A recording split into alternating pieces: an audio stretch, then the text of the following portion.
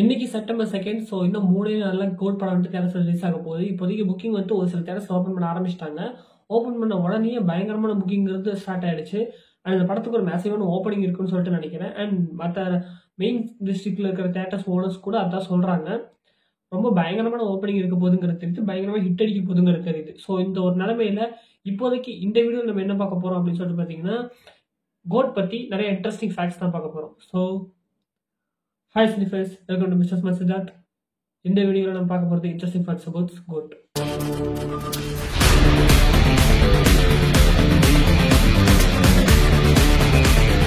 First இந்த படத்துடைய producer AGS Entertainment. So AGS என்டர்டைன்மெண்ட்டோடைய ப்ரொடக்ஷன் தான் இந்த படம் வருது. இவங்க இதுக்கு முன்னாடி வந்துட்டு தளபதி கூட விஜய் கூட பிகில் பண்ணியிருக்காங்க. அந்த படத்துடைய பட்ஜெட்டே 118 crores அண்ட் அது வந்துட்டு ஒரு பயங்கரமான ஹிட்டு. ஸோ அதுக்கப்புறமா லியோ வரையும் அந்த படம் தான் தளபதியோட ஹையஸ்ட் கிராசிங் ஃபிலிமா இருந்துச்சு. அதாவது பாக்ஸ் ஆஃபீஸ் ரேட்டிங்ல லியோ தான் அதை பிரேக் பண்ணுச்சு. ஸோ அப்படி ஒரு படமா அமைஞ்சிருந்தது அந்த படம். அதுக்கப்புறம் கோட் படம் வந்துட்டு அவங்களுக்கு 25th ஃபிலிம் ஸோ ஏஜிஎஸ்க்கு. அண்ட் இந்த படத்தோட கிரியேட்டிவ் ப்ரொடியூசரா அர்ச்சனா காப்பாத்தி தான் ஒர்க் பண்றாங்க. ஆக்சுவலா பிகிலுக்குமே அவங்க தான் ஒர்க் பண்ணியிருந்தாங்க. அவங்க வந்துட்டு ஒரு டைஹார்ட் விஜய் ஃபேன். கில்லி படம் ரிலீஸ் ஆன சமயத்தெல்லாம் மாயாஜால் போயிட்டு 4 ஷோ வந்துட்டு தொடர்ந்து பார்த்ததா சொல்றாங்க. அந்த அளவுக்கு பயங்கரமான விஜய் ஃபேன். அண்ட் இந்த படம் எடுக்கும் போதுமே வந்துட்டு விபியை பிடிச்சி தொந்தரவு பண்ணிட்டே இருப்பாங்களாமா, எனக்கு ஃபுட்டேஜ் காட்டுங்கன்னு. அந்த அளவுக்கு பயங்கரமா இருந்திருக்காங்க. அண்ட் நிறைய விஷயங்கள் வந்துட்டு இதை பண்ணாத அதை பண்ணாத எங்களுக்கு பிடிக்காத இப்படி பண்ணு அப்படி பண்ணுன்னு சொல்லிட்டு சொல்லிக்கிட்டே இருப்பாங்களாமா. அந்த அளவுக்கு ஒரு பயங்கரமா நம்மளுடைய பாயிண்ட் ஆஃப் வியூல இருந்து இருந்திருக்காங்க. அண்ட் விபிக்கு வந்துட்டு இவங்களை சாட்டிஸ்ஃபை பண்ணிட்டாலே விஜய் ஃபேன் சாட்டிஸ்ஃபை பண்ணிடலாம் அப்படிங்கிற மாதிரி ஒரு எண்ணம் தான் சொல்லியிருக்காங்க.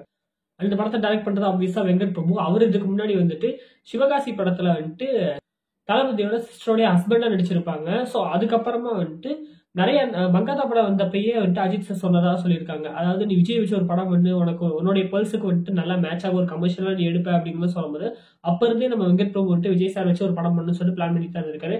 பட் தள்ளி தள்ளி போயிட்டே இருந்திருக்கு.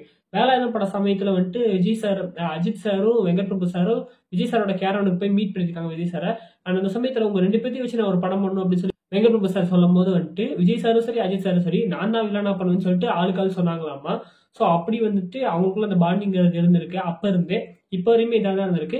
நிறைய நேரங்கள்ல எப்பெல்லாம் வெங்கட் பிரபு கிட்ட வந்துட்டு அஜித் சார் பேசுவாரோ அப்பதான் நீ விஜய் வச்சு எப்பதான் படம் பண்ண போற அப்படின்னு சொல்லி கேட்டுக்கிட்டே இருப்பாராமா. ஸோ இந்த படம் பண்ணிட்டு இருக்கிற சமயத்திலேயே வந்துட்டு நடுவில் இவர் வந்துட்டு அசர்பைஜான் போய் அஜித் சாரை மீட் பண்ணியிருக்காரு. அண்ட் ஒரு சாங் என்ன சாங்குங்கிறது தெரியல. சரி வர நியூஸ் என்னன்னு சொல்லிட்டு பாத்தீங்கன்னா மட்ட சாங்கோடைய வீடியோ விஷன் தான் எடுத்துட்டு போய் அஜித் சார்ட்ட காட்டதா சொல்றாங்க. நமக்கு கிளியரா தெரியல. ஸோ அந்த வீடியோ போய் காமிச்சிருக்காங்க. அண்ட் ஏகேக்குமே இது பிடிச்சிருக்கு. அண்ட் அவர் ஷேர் பண்ண ஒரு விஷயம் என்னன்னா குட் பை அக்லி படத்துல தளபதியோட ஒரு சின்ன ரெஃபரன்ஸ் இருக்கு அப்படின்னு சொல்லியிருக்காரு. ஆனா அந்த ஒரு நியூஸுமே வந்துட்டு உண்மையானலாம் தெரியல, மேபி இருக்கலாம். அண்ட் இந்த படத்துலயுமே ட்ரெய்லர்ல பார்த்திருப்பீங்கல்ல, அந்த இனிமே சத்தியமா குடிக்கவே கூடாதுன்னு சொல்லிட்டு மங்காத்தாவுடைய ரெஃபரன்ஸ் இருக்கும். அது இல்லாமையும் சில ஏகே ரெஃபரன்ஸ் இருக்கு. அண்ட் அதர் ஃபிலிம்ஸோட நிறைய ரெஃபரன்சஸ்ங்கிறது உள்ள இருக்கு அப்படின்னு சொல்லியிருக்காங்க. தளபதியோட ஃபிலிம்ஸோட ரெஃபரன்ஸுமே இருக்கு, இன்னும் சில ரெஃபரன்ஸுமே இருக்குன்னு சொல்லிட்டு வெங்கட் பிரபு சார் சொல்லியிருக்காரு. இனிமே சத்தியமா குடிக்கவே கூடாதுன்னு சொல்ற அந்த டயலாக் வந்துட்டு சொல்லும் போதே வந்துட்டு தளபதி கேட்டாராமா, இதுலதான் உள்குத்து இருக்கான்னு சொல்லிட்டு கேட்டாராமா. ஸோ ஒரு ஃபன்னான ஒரு இதோட தான் இந்த படம் வந்து போய்கிட்டு இருந்திருக்கு.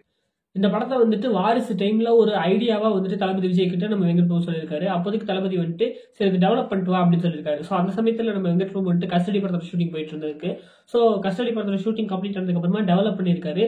ஸோ அதை வந்துட்டு ஒரு 1 hour வந்துட்டு நெரேட்டிவா கிரியேட் பண்ணி அதை வந்துட்டு தளபதி கிட்ட சொல்லியிருக்காரு. தளபதிக்கும் பிடிச்சிருக்கு. சரிடா பார்க்கலாம்டான்னு சொல்லிட்டு அமுச்சு வச்சிருக்காரு. அண்ட் போன ஒரு 2வது நாள் ஒரு நாள் 2வது நாள் ஜெகதீஷ் பழனிசாமி அவர் வந்துட்டு ஃபோன் பண்ணி நீங்க தான் படம் பண்றீங்க சொல்லிட்டாராமா. அண்ட் ஏஜிஎஸ் கிட்ட சொல்லி நீ ஏஜிஎஸ்க்கு போய் கதை சொல்லு அப்படின்னு சொல்லி ஏஜிஎஸ் கிட்டயுமே சொல்லியிருக்காங்க. அண்ட் பிகில் படம் முடிஞ்சதுல இருந்து அர்ச்சனா காப்பாத்தி வந்துட்டு தளபதி சேஸ் பண்ணிட்டே இருந்தாங்களா, அடுத்து நம்ம பண்ணலாம்னு சொல்லிட்டு. ஸோ இப்போ இந்த படத்துல வந்துட்டு கதை கேட்ட உடனே ஏஜிஎஸ் கிட்ட இது பண்ணலாம் அப்படின்னு சொல்லிட்டு தளபதிக்கே தோணி இருக்கு. அண்ட் ஏஜிஎஸ் கூட தான் இந்த படத்தை பண்ணியிருக்காங்க. ஏஜிஎஸ் கிட்ட இந்த கதையை நிறைய பண்ணும் போதே தெரியும் இது வந்துட்டு ஒரு பெரிய பட்ஜெட்டா தான் வரப்போகுதுன்னு சொல்லிட்டு. ஸோ இந்த படத்தோட பட்ஜெட்டை பொறுத்த வரைக்கும் இந்த படம் வந்துட்டு 400 கோடி பட்ஜெட்ல எடுத்திருக்காங்க. ஸோ இது பிகில் படம் 118 கோடி, இந்த படம் 400 கோடியில் எடுத்திருக்காங்க.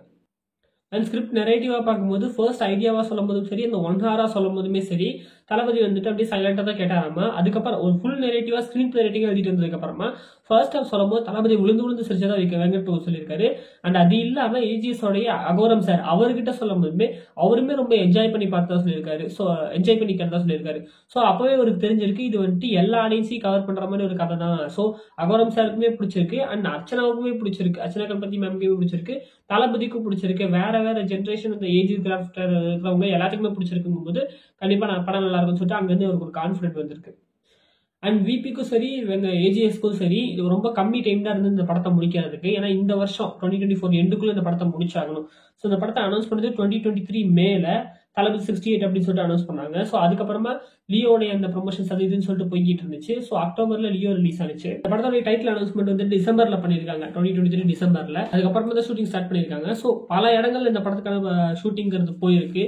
ஸோ மெயினா பார்க்கும்போது Chennai, Thailand, Hyderabad, Sri Lanka, Pondicherry, Trivandrum, Russia and United states இங்கெல்லாம் ஷூட்டிங் பண்ணியிருக்காங்க. முக்கியமா திருவேண்டரம்ல தான் அந்த சேப்பாக் ஸ்டுடியோட செட்டு போட்டு சேப்பாக் ஸ்டேடியம்னுடைய செட்டா என்னன்னு தெரியல, இல்ல அங்கே ஏதாவது ஸ்டேடியம் எடுத்தாங்கன்னு தெரியல. சேப்பாக் ஸ்டேடியமா காட்டுறாங்களா படத்துல, அந்த லொகேஷன்ஸ் எல்லாமே அங்கதான் எடுத்திருக்காங்க. அந்த கிளிம்ஸ் வீடியோல வந்து அந்த ரஷ்யன் அது வந்துட்டு ரஷ்யால எடுத்திருக்காங்க. ஸோ ரஷ்யால எடுக்கும்போது ரொம்ப கஷ்டமா இருந்துச்சாமா. கஷ்டம் மீன்ஸ் அங்க வெதராவும் ரொம்ப குளிரான இடம். அண்ட் அங்க வந்துட்டு அவங்களுக்கு இங்கிலீஷே தெரியாதாமா, அவங்களுக்கு வந்து ரஷ்யன் தான் தெரியுமாமா. ஸோ ஒரு டிரான்ஸ்லேட்டர், தமிழ் தெரிஞ்ச ரஷ்யன் தெரிஞ்ச ஒரு டிரான்ஸ்லேட்டர் வச்சுதான் மொத்த படத்தை ஷூட்டிங்குமே அங்க பண்ணதான் சொல்றாங்க. அண்ட் அங்க வந்துட்டு பைக் ரைடை பொறுத்த வரையுமே வந்துட்டு அங்க உள்ள ஆட்கள் அந்த ரோட பத்தி தெரிஞ்சவங்க அதுக்கேற்ற மாதிரி வந்துட்டு சில விஷயங்கள்லாம் பண்ணி தான் எடுத்திருக்காங்க. கொஞ்சம் கஷ்டமா தான் இருந்தது. இந்த படத்தை ஜூன் 2024 ராப் பண்ணியிருக்காங்க.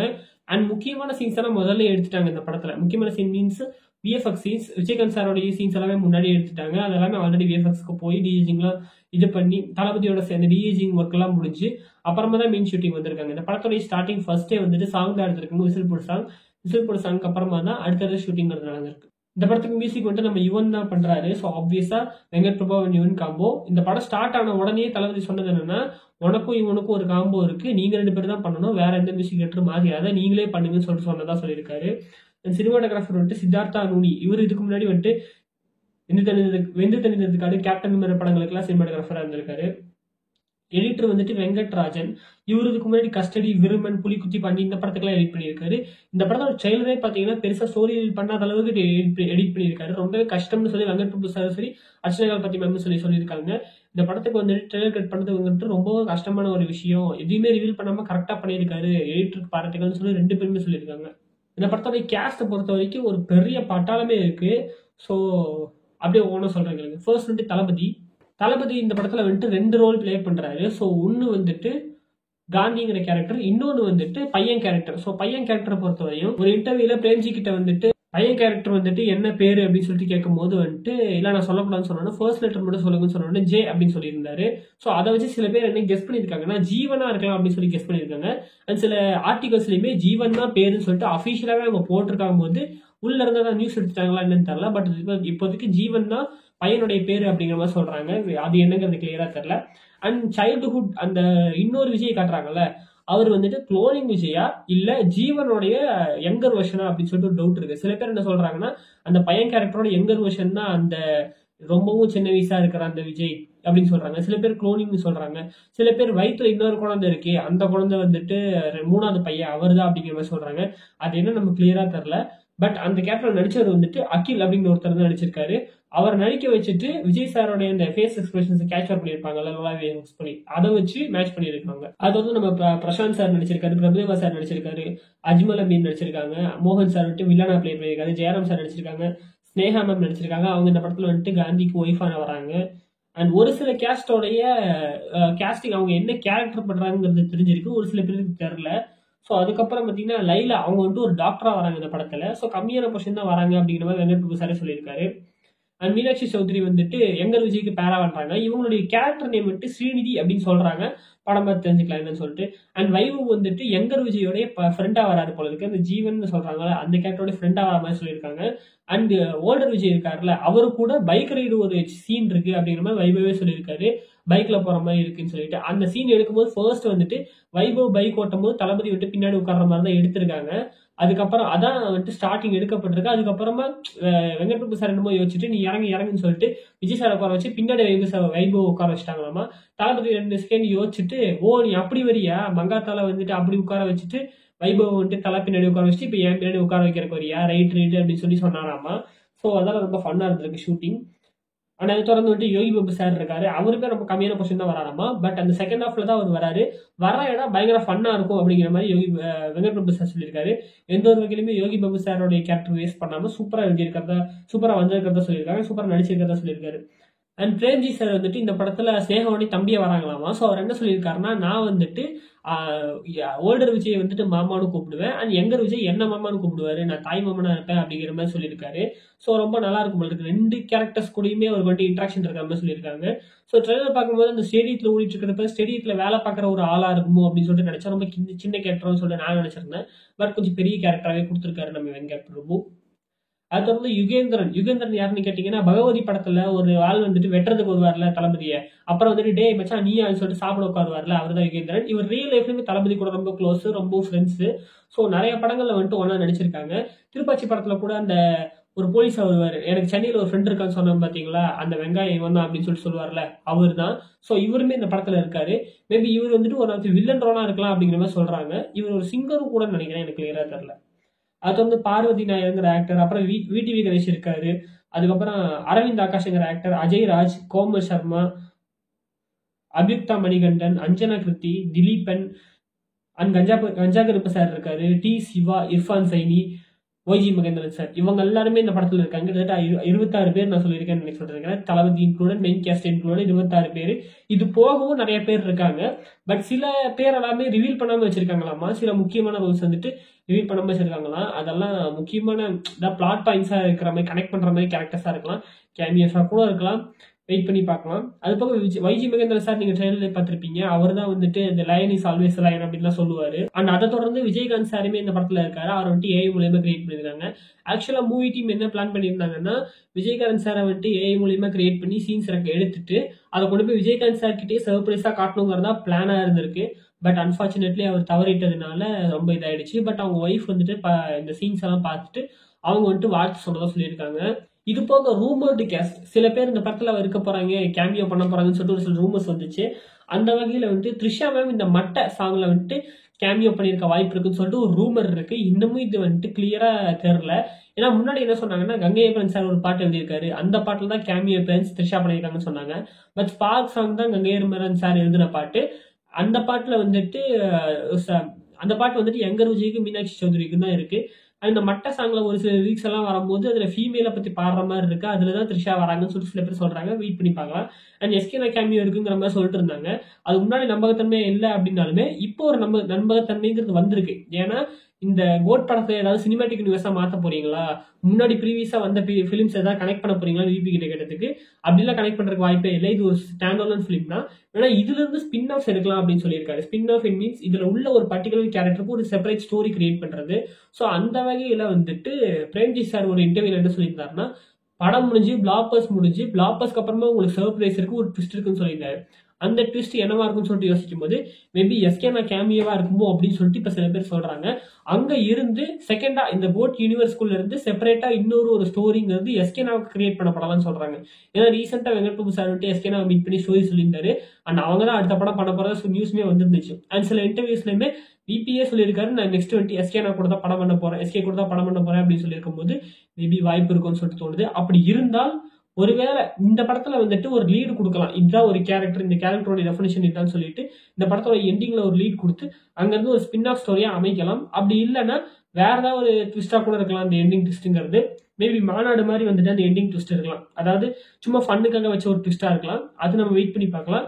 பட் எஸ்கேனா கூட ஒரு படம் பண்றாங்கிறது கன்ஃபார்ம் ஆயிடுச்சு. அந்த படம் எப்படி இருக்குன்னு சொல்லிட்டு வெயிட் பண்ணி பார்ப்போம். அது தொடர்ந்து இந்த படத்தோட ரிலீஸ் ஆயிருக்கிற சாங்ஸை பொறுத்த வரைக்கும் ஃபர்ஸ்ட் வந்துட்டு விசில் போடு சாங் ரிலீஸ் ஆயிருந்துச்சு. இந்த சாங் வந்துட்டு விஜயநாதா பாடியிருக்காரு. அண்ட் லிரிக்ஸ் வந்துட்டு மதன் காக்கி எழுதியிருக்காங்க. இந்த சாங் ரிலீஸ் ஆகும்போது வந்துட்டு மிக்சடா தான் இருந்துச்சு.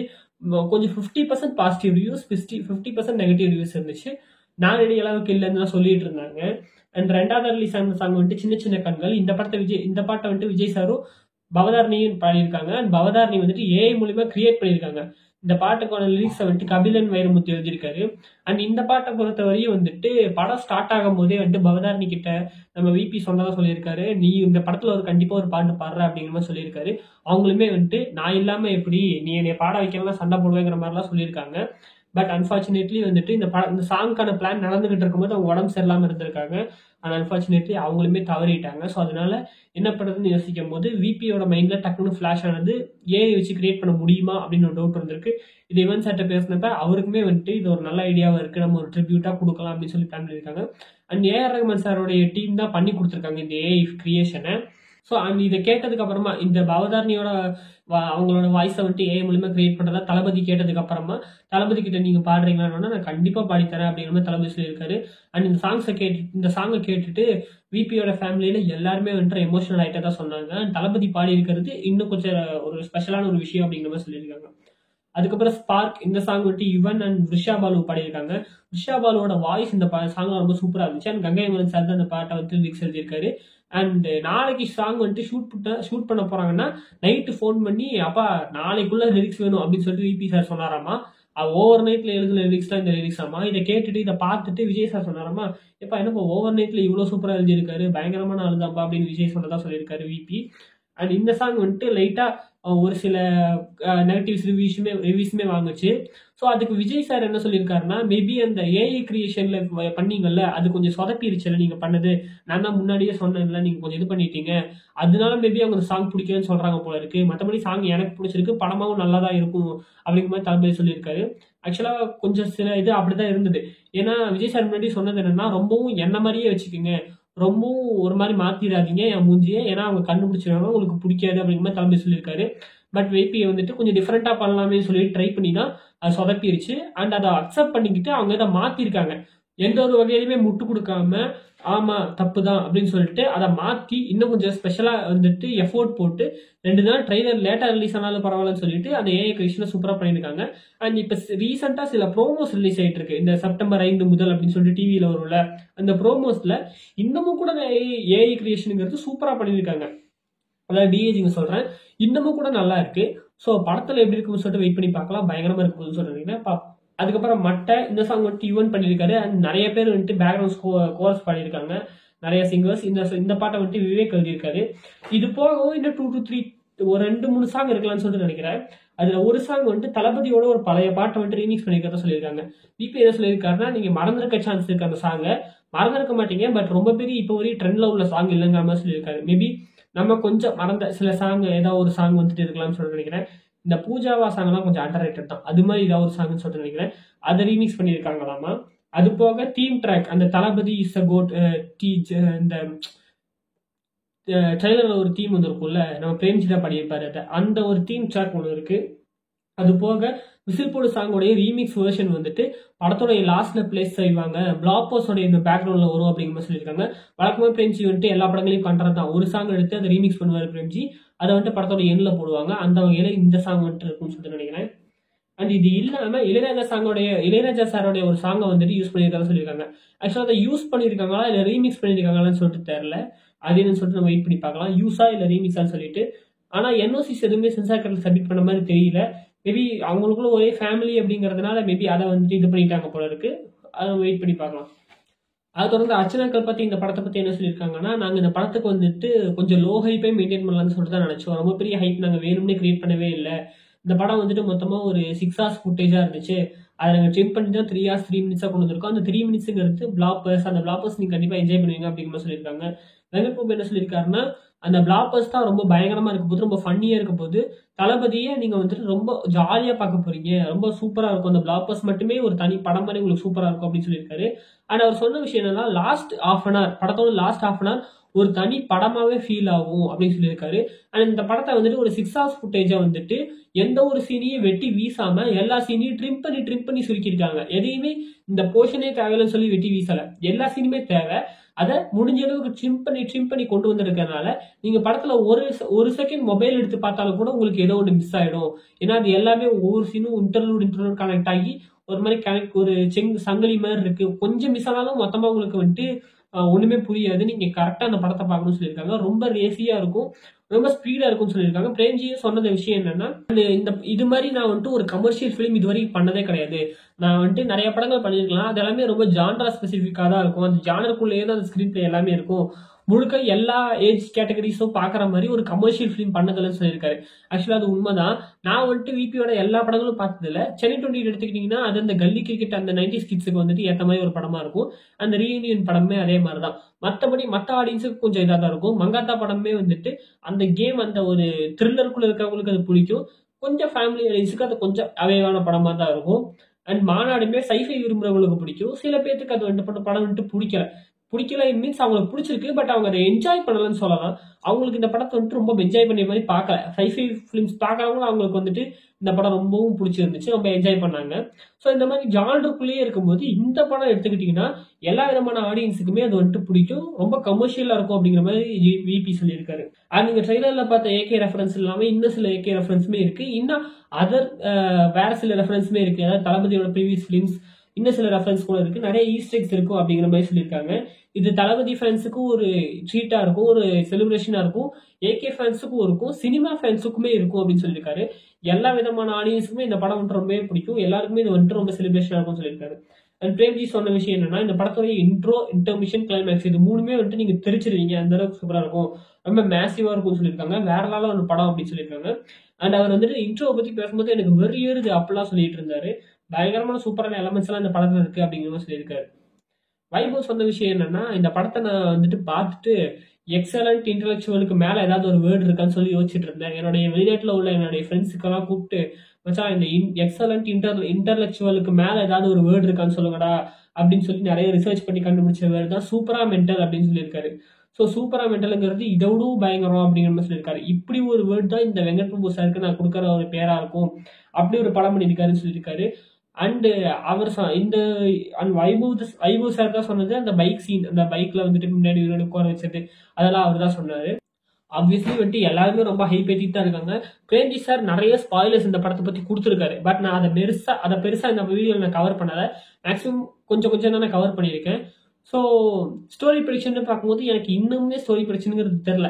மேபி ஒரு சில சீன்ஸ் எடுத்து நீங்க ஆர்டர் பண்ணீங்கன்னா மேபி வரலாம், இங்க இருந்து இப்படி போகுது, பட் இதுக்கப்புறம் இல்லையேங்கிற ஒரு ஃபீல் வரும், ஏன்னா அது அவங்க ட்ரெயிலர்ல காட்டவே இல்லை. அதுக்கப்புறம் இது இங்க இருக்கு, இது வந்துட்டு செகண்ட் ஹாஃப் ஸ்டார்டிங்கா இருக்கும், இங்க இருந்து இந்த சீன் கனெக்ட் பண்ணி எப்படியே போனீங்கன்னா அதுக்கப்புறம் பாதியை காணும், இப்படிதான் இருக்கு. அதனால என்னால அந்த ஸ்டோரி ப்ரெடிக்ஷனுக்கு கரெக்டா பண்ண முடியல. அது தேவையில்லைன்னு சொல்லிட்டு நினைக்கிறேன். நல்ல படம் வரும்போது நம்மளே பார்த்து தெரிஞ்சுக்கலாம். நான் பெருசா அதை ஸ்பாயில் பண்ண விரும்பல. எனக்கு ஒரு சில ஐடியாஸ் இருக்கு இந்த படத்தை பத்தி, பட் பெருசா நான் அதை பத்தி பேச விரும்பலன்னு வச்சுக்கோங்களேன். அண்ட் படம் ரிலீஸ் ஆனதுக்கு அப்புறமா அதை பத்தி பேசுறது நல்லா இருக்கும்னு சொல்லி நினைக்கிறேன். விபி சாருமே அதை எதிர்பார்க்கிறாரு, ஏன்னா போற இடமெல்லாம் பிடிச்சி நோண்டிட்டு இருக்காங்க அவரே வந்துட்டு. அவர் என்ன ஆயிட்டாருன்னா, ஒருவேளை அவங்க வந்துட்டு இப்ப ஏகே இருக்காரா அப்படின்னு கேட்டா ஆப்வியஸா ஏகே இருக்க மாட்டாரு, அப்ப அவர் இல்லைன்னு சொல்றாரு. பட் ஒரு சில கேமியோஸ் எல்லாம் இருக்கான்னு கேட்கும்போது அவங்க இருக்காங்கிறது நமக்கும் தெரியுது. விபி சார் வந்துட்டு என்ன பண்றாரு, அவருக்கு சொல்ல தெரியல, எல்லாத்தையுமே இல்ல அப்படின்னு சொல்ல முடியல, எல்லாத்தையுமே இருக்குன்னு சொல்ல முடியல. அண்ட் அவர் வந்துட்டு ரொம்ப குழம்பிடுறாரு. ஸோ அதனால ஹேண்டில் பண்ண முடியல.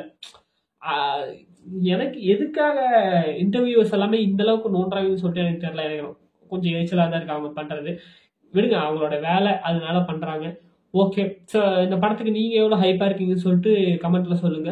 ஸோ இந்த படத்துக்கு ஃபர்ஸ்ட் இப்போதைக்கு டிக்கெட் புக்கிங் ஓப்பன் ஆயிடுச்சு. அண்ட் சில தியேட்டர்ஸ் எல்லாம் உண்மையிலேயே கிராஷ் ஆயிடுச்சாமா, அந்த சர்வர் கிராஷ் ஆன மாதிரி சொல்றாங்க. உங்க ஊர்ல என்ன ரேட்டிங், என்ன ரேட்ஸ் கொடுத்துருக்காங்க இந்த படத்துக்கு, அதாவது இந்த டிக்கெட் ரேட்டிங் என்ன இருக்கு அப்படிங்கிற மாதிரிலாம் நியூஸ் வந்துருக்கும்ல, அதெல்லாத்தையுமே கமெண்ட்ல சொல்லுங்க. அந்த வீடியோ பிடிச்சா ஒரு லைக் எடுத்து என்ன மாதிரி ஒரு கிரியேட்டர் உங்களுக்கு சப்போர்ட் கொடுக்கணும் அப்படின்னா சப்ஸ்கிரைப் பண்ணி விடுங்க. So keep your support. So இப்போதைக்கு கடைசி உலகப்போர் படத்துல வந்து மேக்கிங் வந்துட்டு ரிலீஸ் பண்ணியிருந்தாங்க. ஸோ அந்த மேக்கிங் நான் இப்போதைக்கு பார்த்துருக்கேன். அதை வச்சு ஒரு வீடியோ மேக் பண்ணலாம்னு சொல்லிட்டு நினைக்கிறேன். ஒரு வேளை அதை நான் மேக் பண்ணேன் அப்படின்னா அது மேபி நாளைக்கு வரலாம். ஸோ உங்களை நான் அந்த வீடியோவில் வந்து பார்க்குறேன். அது வரைக்கும் பை ஃப்ரம் மிஸ்டர்.